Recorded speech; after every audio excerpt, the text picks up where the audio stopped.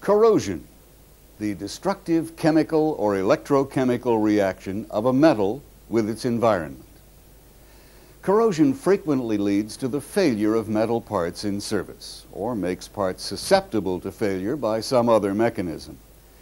Actually, corrosion should be defined as the undesired deterioration of metal, simply because if used properly, the process of corrosion can achieve very desirable effects. The standard electrical battery, for instance, functions by electrochemical action, the basic principle of corrosion. Corrosion, it seems, is a completely normal process. Corrosion is the normal, natural reaction of metals trying to revert to their natural condition as oxides or sulfides in ores, their condition of lowest energy level. In fact, when determining a corrective action for a corrosive situation, the first decision is whether or not the observed behavior is normal for the metal and its environment. The electrochemical nature of corrosion can be clearly seen when zinc is placed in dilute hydrochloric acid. A vigorous reaction occurs. The zinc is oxidized to zinc ions. Hydrogen ions in the hydrochloric acid are reduced to hydrogen gas. The hydrogen gas bubbles off as the zinc dissolves in the acid. Two reactions are involved: oxidation, which is anodic, at the anode, and reduction, which is cathodic, at the cathode. In nature, most corrosive reactions are not quite so violent, and the chemistry of the reaction is far more complex. What is important in the study of failure by corrosion is that corrosion can be retarded by reducing the rate of either reaction in the process. The two reactions, anodic and cathodic, are mutually dependent, and by reducing the rate of cathodic reaction, we automatically reduce the rate of the anodic reaction, and thus we reduce the corrosion. If the surface of the metal is coated with paint or other non-conducting film, the rate of the electrochemical reaction will be greatly reduced. Corrosion will be retarded. Certain metals show a passivity to these corrosive reactions. Passivity is the loss of chemical reactivity. Under particular environmental conditions, certain metals and alloys become passive. That is, they essentially become inert and act as if they were noble metals such as platinum and gold. Fortunately, the metals most susceptible to passivity are the common engineering and structural materials: iron, nickel, silicon, chromium, titanium, and alloys containing these metals. Passivity is due to the formation of a surface film or protective barrier on the metal. Stainless steel, for example, owes its corrosion-resistant properties to a very thin, transparent oxide film on the surface. In this case, the naturally occurring passive oxide film is usually enhanced with immersion in a nitric acid solution or steam. Therefore, stainless steel surgical implants develop this passive layer when the implants are sterilized in steam. The film is stable over a wide range of oxidizing power and is eventually destroyed in strong oxidizing solutions.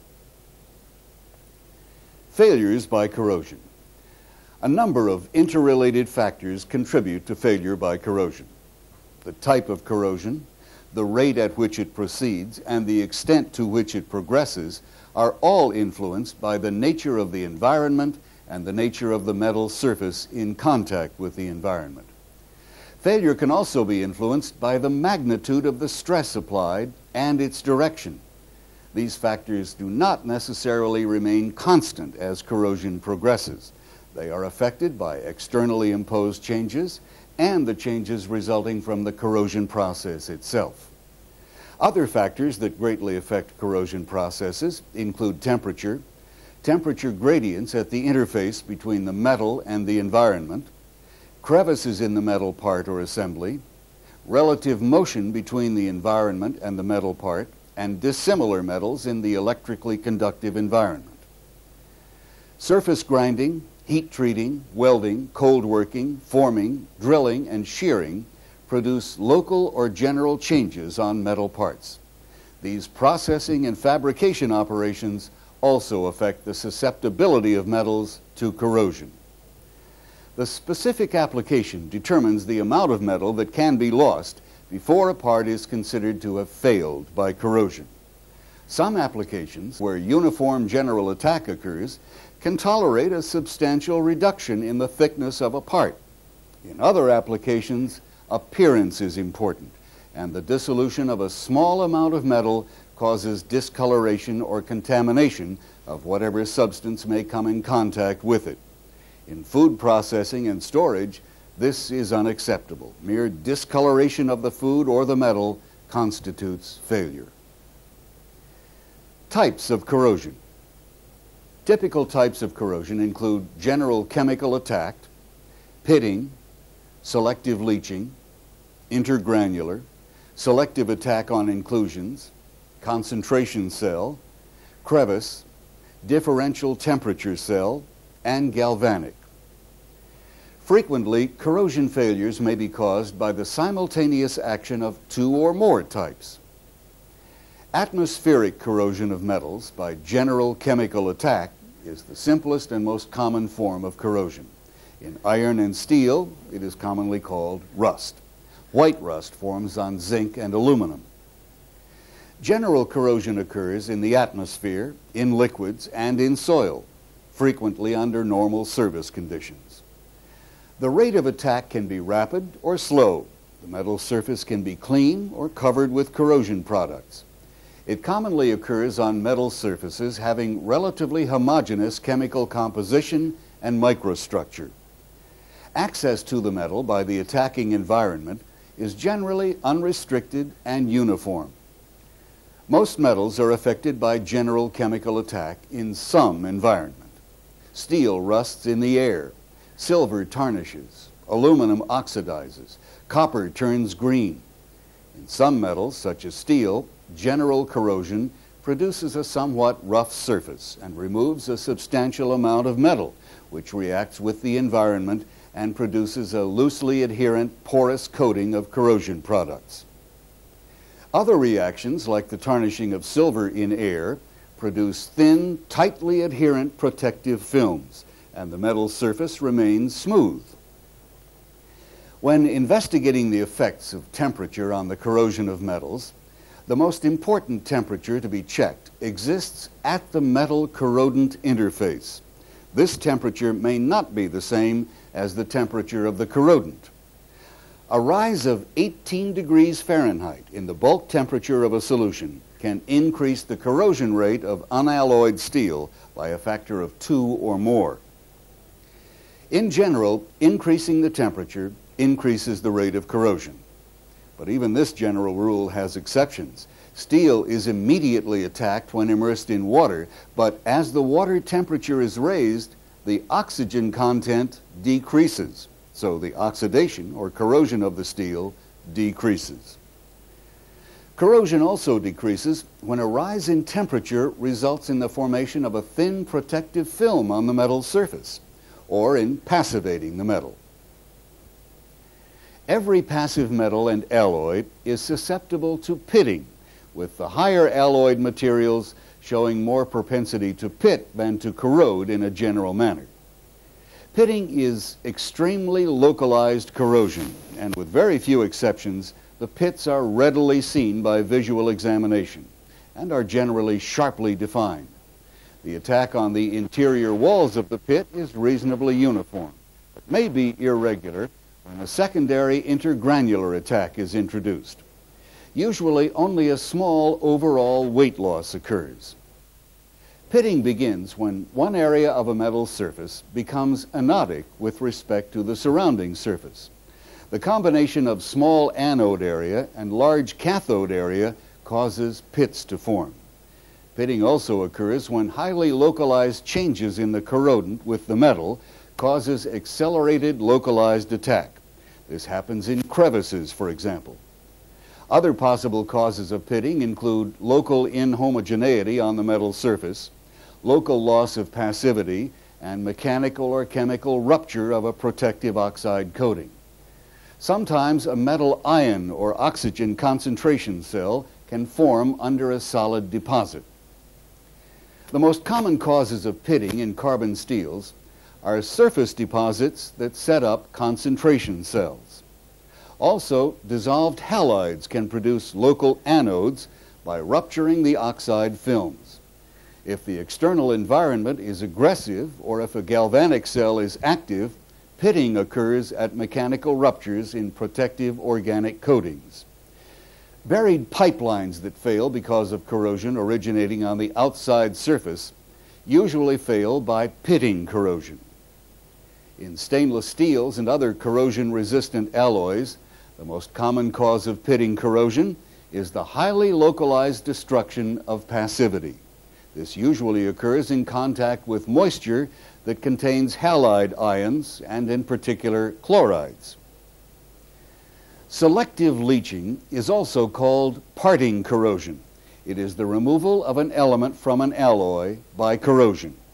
The most common example of selective leaching is dezincification, the selective removal of zinc from brass, which is, of course, an alloy of zinc and copper. Many alloys are susceptible to selective leaching under certain conditions. The elements most resistant to the environment remain in the metal, provided a sufficiently continuous structure remains to prevent them from breaking away in small particles. When dezincification occurs in brasses, the zinc corrodes preferentially, leaving a porous residue of copper and corrosion products. Probably the second most often encountered type of selective leaching is the graphitic corrosion of gray cast iron. The graphite in gray iron is cathodic to iron and remains as a porous mass while the iron is leached out. Selective leaching does not occur in ductile and malleable irons because no electrically contiguous graphite network is present. Intergranular corrosion is the preferential dissolution of grain boundaries, or the zones immediately adjacent to the grain boundaries. There is little or no attack on the main body of the metal grains themselves. In general, the grain boundary materials are more active chemically than the grains. This is because the boundaries represent areas of mismatch between the orderly and stable crystal lattice structures between the grains. Preferential attack is enhanced by segregation of specific elements or phases. Susceptibility to intergranular corrosion is usually related to thermal processing, such as welding. When the corrosion attack on the grain boundaries is severe, entire grains may be dislodged as the boundaries deteriorate. Certain austenitic steels are susceptible to intergranular corrosion. The susceptibility is called sensitization. Sensitization takes place when austenitic stainless steels are heated between 850 and 1550 degrees Fahrenheit. In this temperature range, chromium and carbon precipitate in the grain boundaries as chromium carbides. This generally happens when the carbon content of the stainless steel is above 0.03%, or if stainless steels are welded to carbon steels, or when contamination allows carbon to diffuse into the metal. The result is a metal with lowered chromium content in the area immediately adjacent to the grain boundaries, and thus a higher susceptibility to corrosion. In many corrosive environments, this chromium-depleted zone immediately adjacent to the grain boundary is rapidly attacked. Some ferritic stainless steels are also susceptible to carbide precipitation under similar but higher thermal conditions. Selective attack on inclusions is a special case of selective leaching.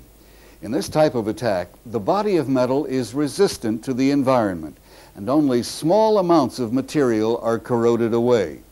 Inclusions in the metal provide small anodic areas surrounded by large cathodic areas.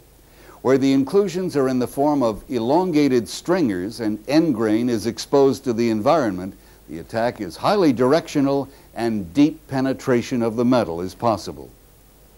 Inclusions may be present in many different metals. Usually they are accidental, but in many instances, various elements like sulfur, selenium, lead, and tellurium are added purposely to improve machinability.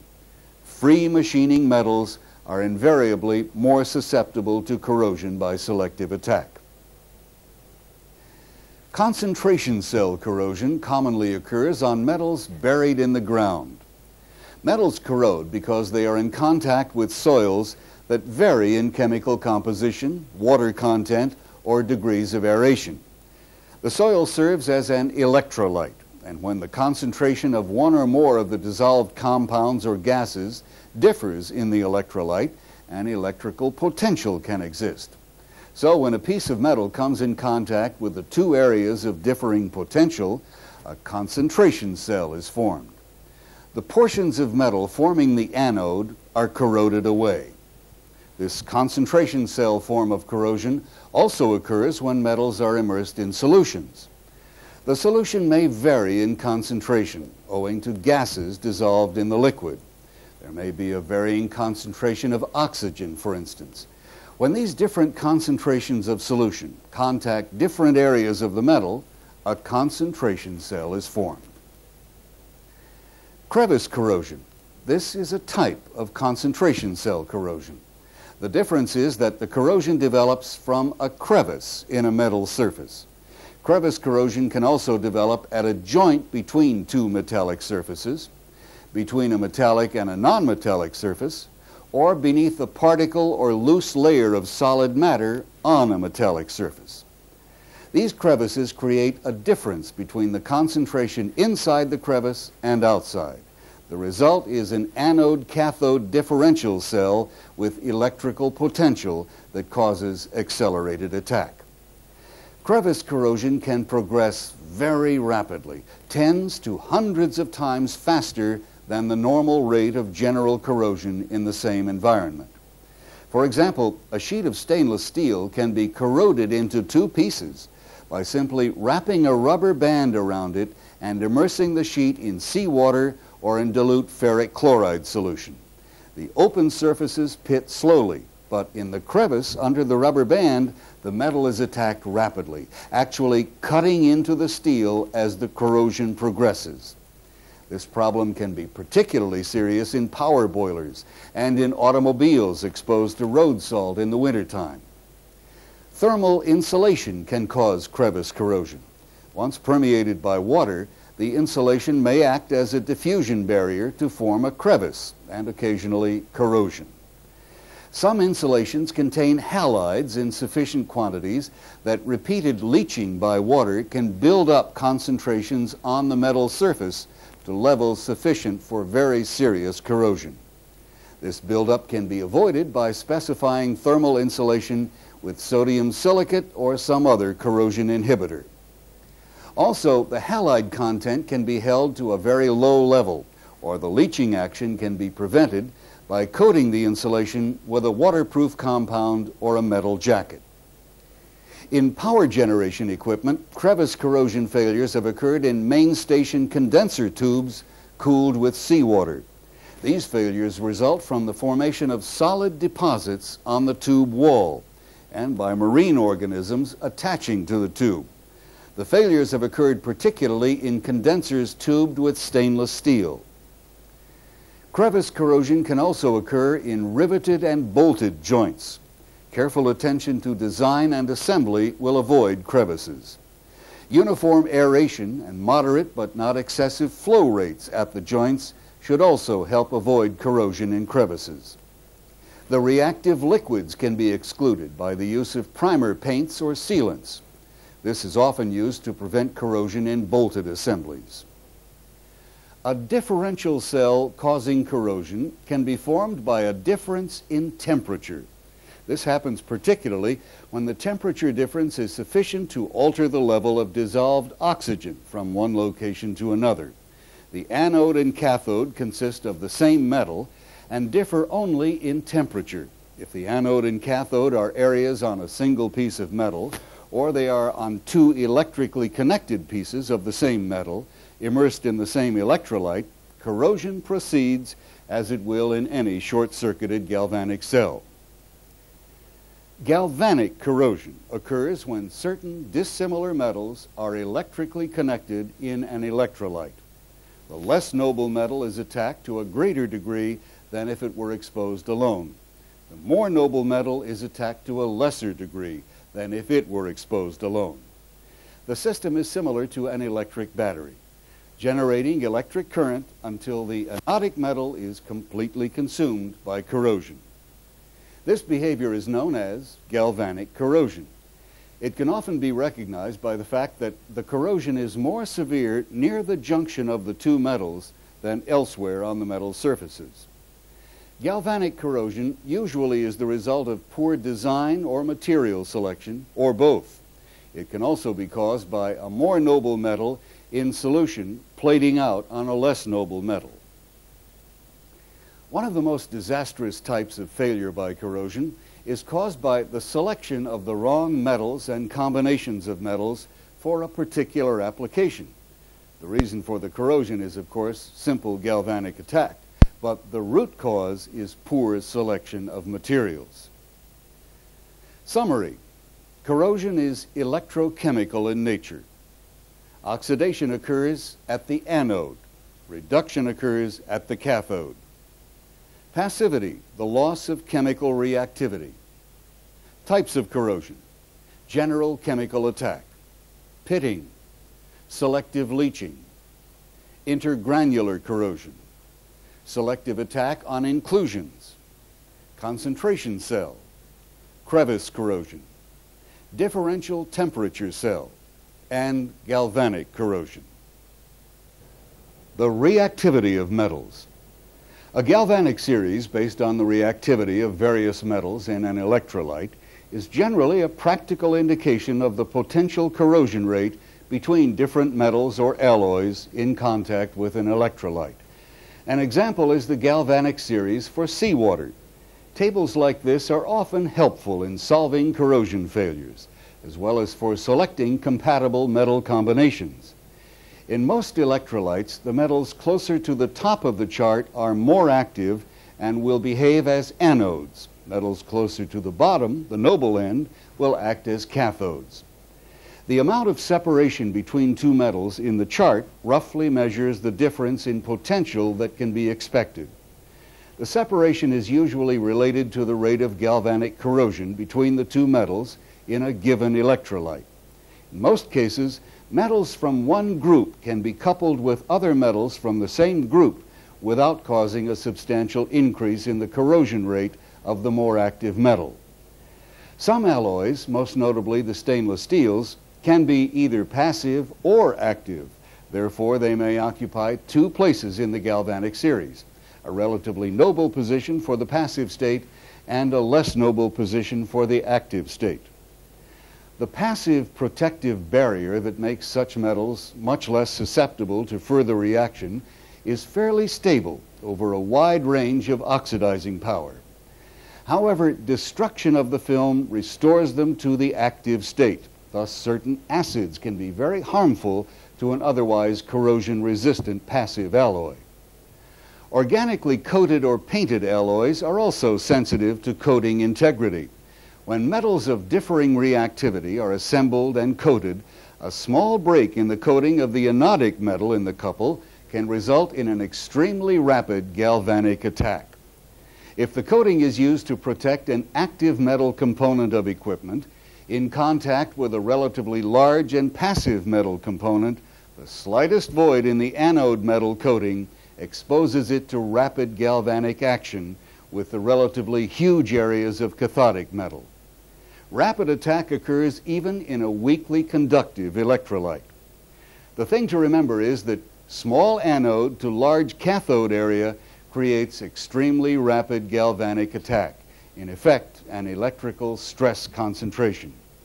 And because of this, the cathode should be protectively coated, but not the anode. Imperfections or damage to a coating on the anode will create a small anode area in contact with a large cathode. Furthermore, if the anode is left uncoated, the anode area must be kept large relative to the cathode area. Corrosion can be aggravated by slow-moving and stagnant water. Low-velocity waters allow loosely adherent, solid corrosion products to form on metal surfaces. This creates crevice corrosion zones. Even the effectiveness of a corrosion inhibitor is reduced in a closed system where the water is stagnant or nearly so. On the other hand, swift-moving waters can also present corrosion problems. High-velocity water may sweep away the dissolved metal ions before they can precipitate as a protective passive layer. Also, any gritty solid suspended in swift-moving water can scour the metal, effectively removing protective layers and continually exposing fresh metal to corrosive attack. Impingement corrosion is a severe form of erosion corrosion. An impinging high-velocity stream of water can perforate tube walls rapidly. Sand, silt, or mud in the water will erode tubes severely. Most often, impingement corrosion is found in the elbows and turns of tubes or pipes. It generally manifests itself as deep, clean, horseshoe-shaped pits with deep undercut ends pointed in the direction of fluid flow. Impingement corrosion attack can also occur as the result of partial blockage of a tube, deflecting the main flow against the wall. In piping systems, the milder forms of erosion corrosion, as well as impingement erosion, can be reduced by increasing the diameter of the pipe. This decreases the velocity and turbulence. Frequently, small reductions in velocity can greatly reduce the rate of metal removal. The streamlining of bends is also useful in minimizing the effects of impingement. If possible, inlet pipes should not be directed onto the vessel walls. Flared tubing can be used to reduce problems at the inlet tubes in a tube bundle. Biological organisms have some effect on the corrosion processes of metals. Bacteria, algae, and barnacles can directly influence anodic and cathodic reactions. They affect protective surface films by producing corrosive substances and solid deposits. Marine organisms such as barnacles and mussels attach themselves to surfaces, grow, and effectively seal off a small part of the metal surface from its environment. This is called fouling or biofouling. Concentration cells form beneath the barnacles and produce deep pits. As long as there is some relative motion between the metal and the water, these organisms can be discouraged from attaching themselves. Rapidly moving vessels accumulate only small quantities of organisms. The major fouling occurs when the vessel is docked. Heat exchangers using seawater as a coolant suffer from biofouling. During shutdown for maintenance, the sea organisms attach themselves and eventually cause corrosion. Fouling by marine organisms is inhibited most effectively by anti-fouling paints. These paints contain toxic substances, usually copper compounds. They function by slowly releasing copper ions into the aqueous environment, poisoning the mussels, barnacles, and other creatures. The major factors influencing the corrosion of uncoated metal components buried in the soil include soil composition, oxygen and carbon dioxide content, electrical resistance, bacteria, and stray current. Soils that contain organic acids, such as those derived from humus, are relatively corrosive to steel, zinc, lead, and copper. The measured total acidity of an acidic soil appears to be a better index of its corrosivity than pH alone. High concentrations of sodium chloride and sodium sulfate in poorly drained soil make the soil very corrosive. Some of the most corrosive soils encountered are backfill soils containing cinders or ash. Chemical pollution from leaks or spills often results in very aggressive corrosion of metallic objects like pipe and underground structures. Zinc coatings are surprisingly effective in reducing weight loss and pitting rates in steel exposed to soils. A major source of protection appears to result from the alloy layer formed between zinc and the steel surface in hot dip galvanizing. The threads in steel pipe often fail by galvanic corrosion where they are connected to brass valves. Couplings should always be insulated whenever wide variations in metal composition exist.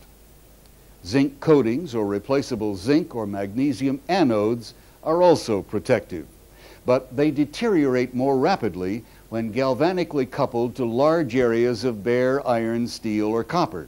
In these cases, insulating coupling should be used. A wide variety of coating methods and cathodic protection devices are available to help prevent corrosion in buried pipelines and tanks. As a general rule, the use of coatings on buried structures without cathodic protection is not recommended. As a matter of fact, in aggressive soils where microbiological corrosion occurs or where stray currents are encountered, coated structures frequently experience shorter life than uncoated structures. This is due to accelerated attack at the points of coating breakdown. A fairly effective method of providing protection for buried metals at reasonable cost is to use thick coatings of coal tar with reinforcing pigments or inorganic fibers which reduce cold flow. The coatings are used along with properly designed and installed cathodic protection systems.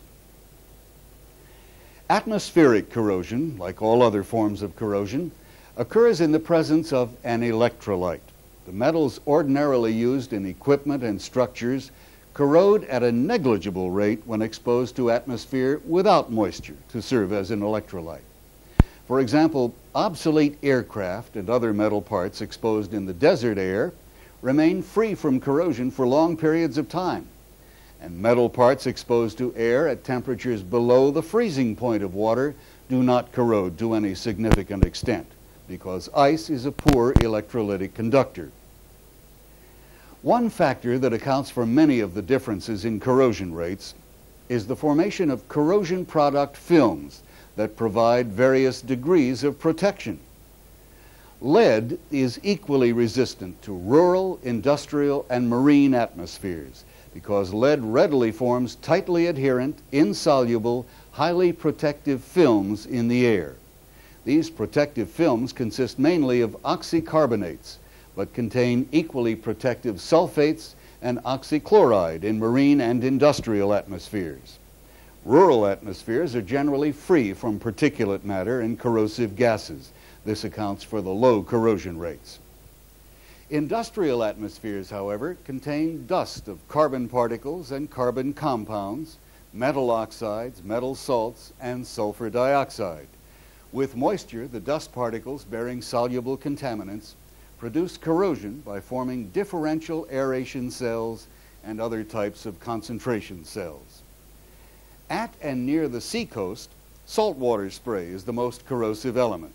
The rate of attack on exposed metals varies widely, depending on distance from the ocean, prevailing wind direction, and relative humidity and temperature fluctuations that produce condensation. In marine atmospheres, protective films can be penetrated by chloride ions. The high solubility and hygroscopic nature of metal chlorides cause rapid corrosion on carbon and low alloy steels. Zinc and cadmium plating extend the life of steel hardware to a useful but limited extent. Large steel structures must be protected by painting. When a corrosion failure occurs, several corrective methods are available to prevent or at least minimize future failures. Very often more than one method is used at the same time. The more important corrective and preventative measures are change in alloy, heat treatment, or product form, use of resinous and inorganic-based coatings, use of inert lubricants, use of electrolytic and chemical coatings and surface treatments, use of metallic coatings, use of galvanic protection, design changes for corrosion control, use of inhibitors, changes in pH and applied potential, and continuous monitoring of variables. Where the environment cannot be changed, a change in alloy, heat treatment, or product form is generally required. Under some circumstances, both alloy and product form may be changed. Solution annealing of austenitic stainless steels minimizes the risk of intergranular attack and stress corrosion cracking. For stainless steel weldments that cannot be annealed, when intergranular corrosion or intergranular stress corrosion cracking is of concern, A quenching procedure can be used. If the quenching procedures prove ineffective, either a low-carbon or a stabilized stainless steel may be substituted, depending on the mechanical property requirements. Many coatings and lubricants are available for corrosion protection. These include acrylics, epoxies, phenolic, furanes, and urethane. They are used extensively for corrosion protection in the form of paints, potting compounds, adhesives, coatings, and linings. Their chemical resistance makes them suitable for many applications. A wide variety of metallic coatings are applied, mainly by electroplating, hot dipping, electrolysis processes, and cladding. Also used are selective brush plating, spray metallizing, vacuum deposition, gas plating, and cathode sputtering. Selection of a coating process is based on the availability of equipment, criticality of the particular part, and the overall cost of the protection needed. Certain chemically inert resins can sometimes serve as both effective lubricants and as corrosion-resistant coatings and linings. These include silicones, esters, and fluorocarbons. In seacoast environments, lubricants must frequently perform this dual role of lubrication and corrosion protection. Aluminum and aluminum alloys can be anodized to provide effective protection in natural environments. Anodizing is not effective against aggressive environments, especially those that are acidic or alkaline. Most aluminum components for aircraft applications are anodized for added corrosion protection. The anodic coating also serves as an excellent paint base. The sulfuric acid method should not be used on assemblies that can entrap liquids. Instead, the chromic acid method must be used. When electrolytic processes like anodizing cannot be used, chromate-type chemical conversion coatings are often used. Stainless steels often show rust spots on the surface after exposure to humid conditions. The rust is from small particles or ordinary iron or steel embedded in the stainless during cutting, machining, fabrication, and handling. A common source of iron particles is the residue smeared on the surface during wire brushing. Pickling involves the removal of these iron or steel particles. Removing the particles allows a very thin but highly effective, complete passive film to form on the stainless steel surface upon exposure to a clean, dry atmosphere. Cathodic protection may be applied by either impressed direct current or sacrificial anode. In the impressed direct current type, the structure to be protected is made the cathode of a direct current electrical circuit. The anode in the circuit is an auxiliary electrode, usually iron or graphite, located some distance away. Current flows from the electrode through the electrolyte to the structure. It does not corrode. In the sacrificial anode system, the structure to be protected is made the cathode in a galvanic corrosion cell. Current is supplied by the corrosion of anodes commonly made of zinc or magnesium. Voltage and current are limited by the corrosion of these sacrificial anodes, and periodic replacement is required. Some metals can be prevented from corroding in an electrolyte that might otherwise attack them. The technique is called anodic protection and involves an external potential, but it is applicable only to metals and alloys that show active-passive behavior. Anodic protection has been applied mostly to steel and stainless steel. Summary: factors affecting corrosion.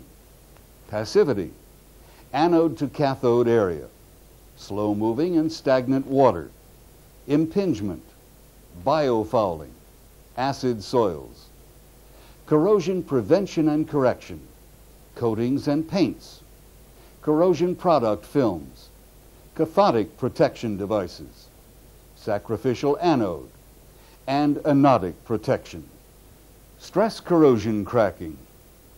Stress corrosion cracking is a mechanical environmental failure process in which sustained tensile stresses and chemical attack combine to initiate and propagate fracture in a metal part. Failure takes place in less time than it would from the separate effects of the tensile stress and the corrosive environment if simply added together. Therefore, correction and prevention of stress corrosion cracking will involve eliminating the stresses, which are often residual, or the exclusion of the corrosive environment.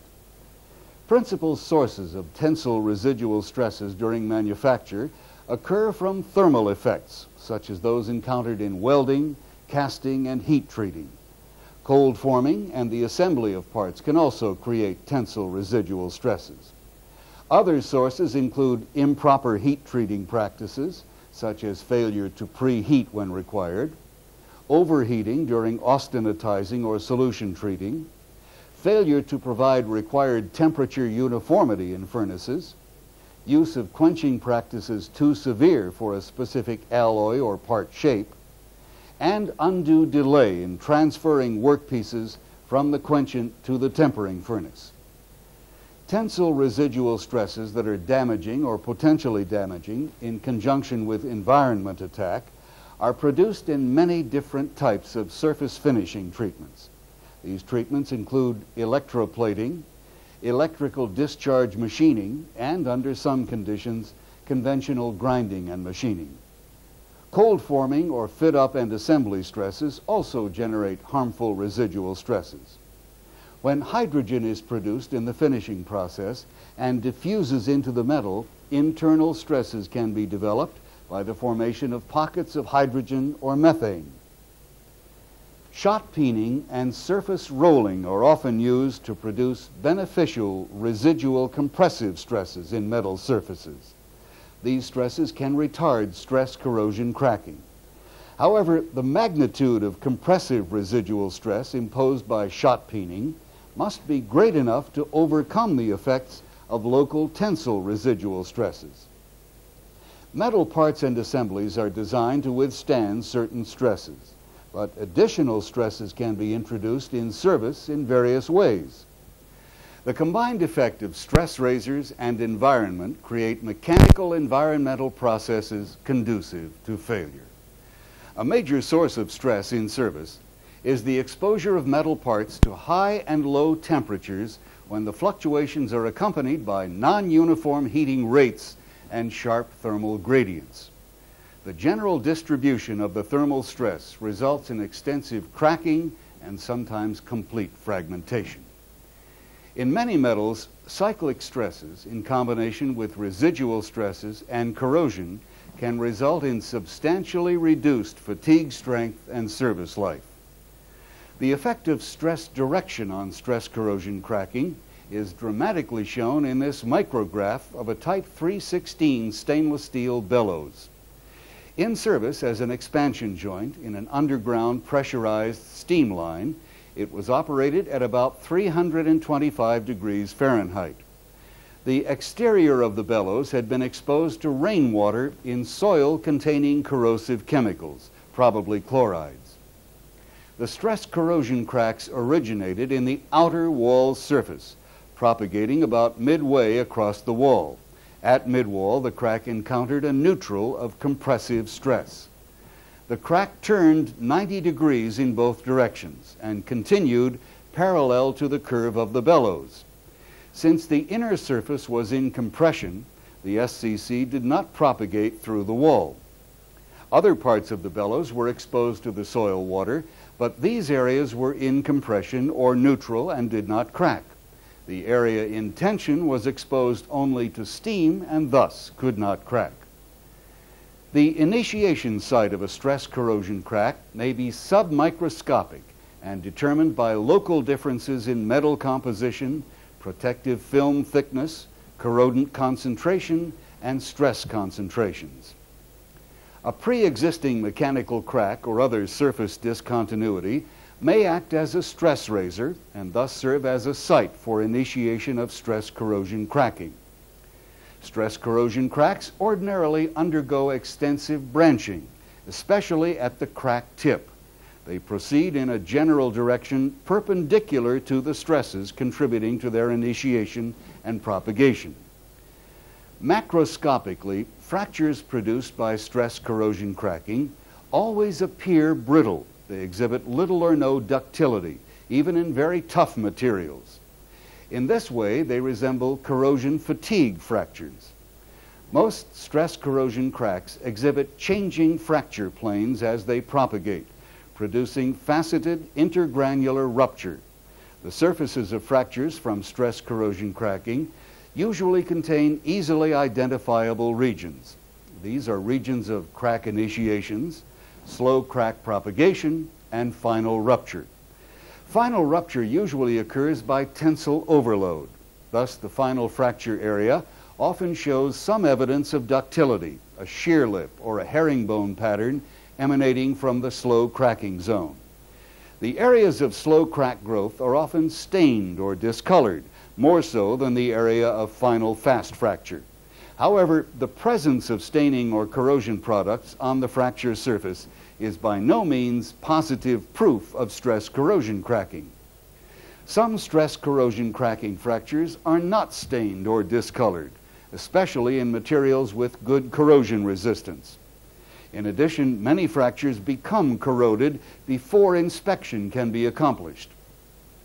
The slow propagation zones of stress corrosion cracking are usually much rougher in appearance than those of corrosion fatigue cracks.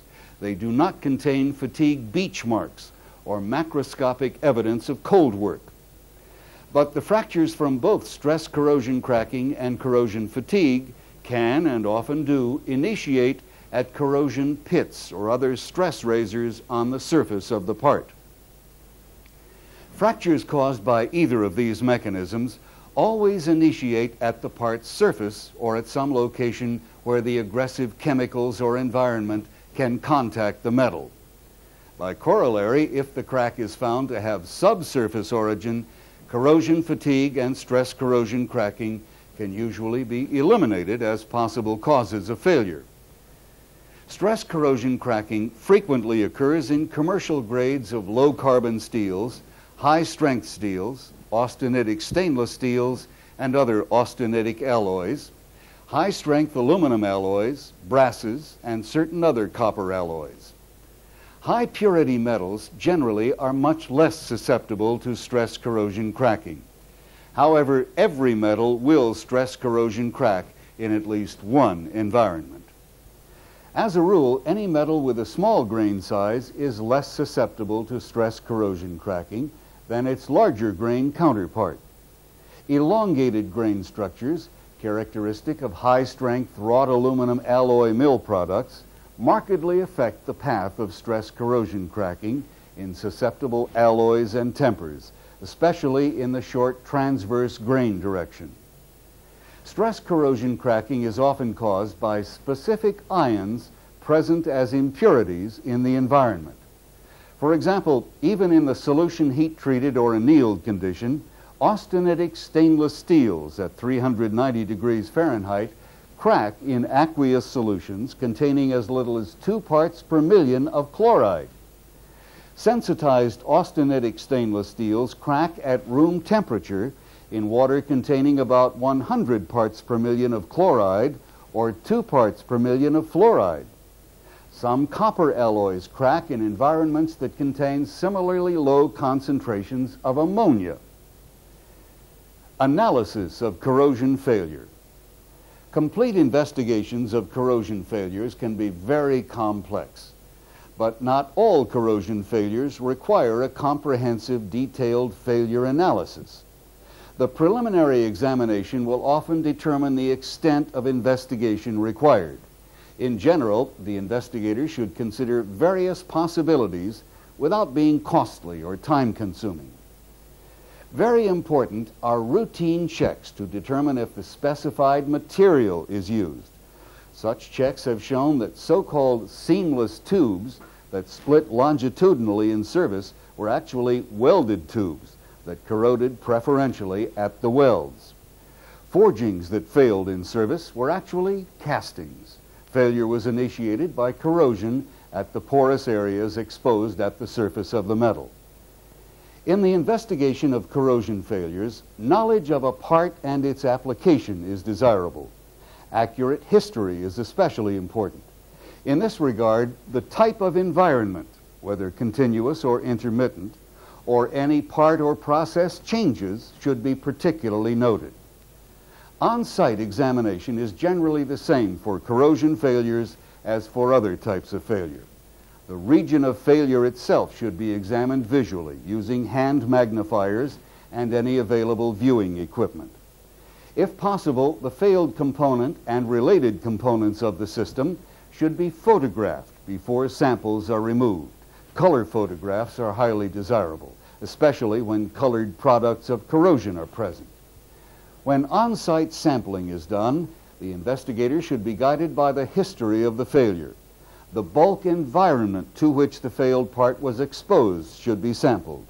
Suitable techniques should be used to obtain samples and make observations on the local environment at the point of failure. Samples from adjacent areas and apparently non-corroded regions should be obtained for comparison purposes. New or unused parts can provide evidence of the initial or unexposed condition of the part. If abrasive cutoff wheels must be used, only non-contaminating cutting coolants should be used. The preliminary laboratory examination will vary depending upon whether or not an on-site examination was done and its completeness. An on-site examination by a well-equipped investigator will include much of the work that might be done in the lab. Samples should be handled so that maximum information can be gained before any sample is damaged, destroyed, or contaminated. Also, a complete written and photographic record should be kept through all investigation stages. The sample is first examined visually, usually with the aid of a low-power magnifier. At this stage, important features include the extent of damage, general appearance of the damage zone, and the color, texture, and quantity of surface residues. If substantial amounts of foreign matter are visible, cleaning is necessary before further examination. Both light microscopy and electron microscopy can be used to observe minute features on corroded surfaces, to evaluate microstructure of the metallic parts, and to observe the manner and extent to which the metal was attacked by the corrodant. Viewing the clean surface with a stereo microscope clearly shows gross topographic features, pitting, cracking, or surface patterns that can provide information about the failure mechanism. This information includes whether corrosion was the sole phenomenon involved, the type of corrosion, and whether other mechanisms such as wear and fracture were also operative. The job of the failure analyst is to establish what role, if any, the corrosion products play in the failure, to identify and analyze the metals, the environment, the inhomogeneities in the part's surface, and the foreign matter on the metal surfaces.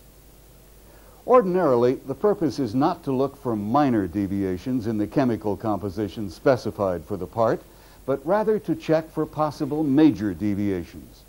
The object is to make sure the correct alloy was used.